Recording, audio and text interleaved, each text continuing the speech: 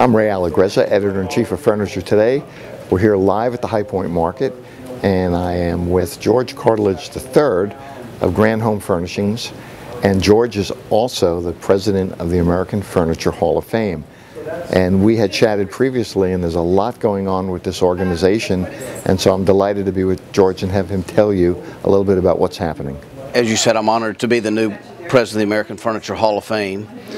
We are celebrating, or excited to be celebrating this fall, our 25th anniversary, which largely is modeled around our banquet we have October honoring our leaders.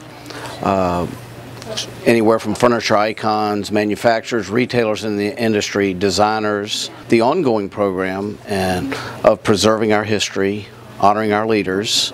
We have virtually 50 oral interviews published that tell the story of anywhere from manufacturing icons, retailing icons, design icons, and those are all available for purchase for the furniture industry, people in it to learn. And that's how we think the Furniture Hall of Fame serves its purpose most, is the preservation of our history. The Hall of Fame is open for membership to everybody in the industry. It's not specific to manufacturers or retailers. If you've been in the industry 20 years, 25 years, we want membership, we want exposure, we want involvement from everybody in the industry. There's a saying, you know, those that are ignorant of the past are condemned to repeat it. This is kind of the reverse of that. We need to know what our past is so we can move forward, so we can understand where we've been. Styles change, designs change, furniture's a fashion industry, and the Hall of Fame speaks or exists to recognize leaders in our industry. So George, my understanding is while there are hundreds of books about various aspects of the furniture industry, there really is no one comprehensive volume. Is that something that you guys are seeking to address? Yes, because we've been actively involved for the last 6 or 7 years, really finding and authoring a history of this industry that dates back to, you know, a lot of these designs, these wood designs came from England 400 years ago, but it's not that we don't know about it, we just haven't compiled it in a written history, and nobody's ever done that before.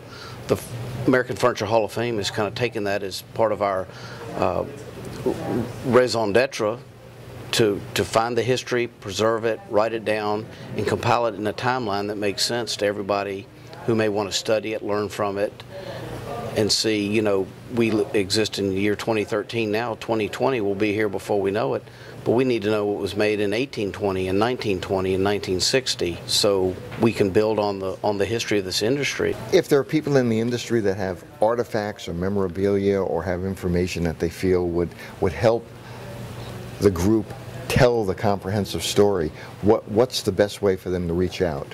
I think you can go on our website.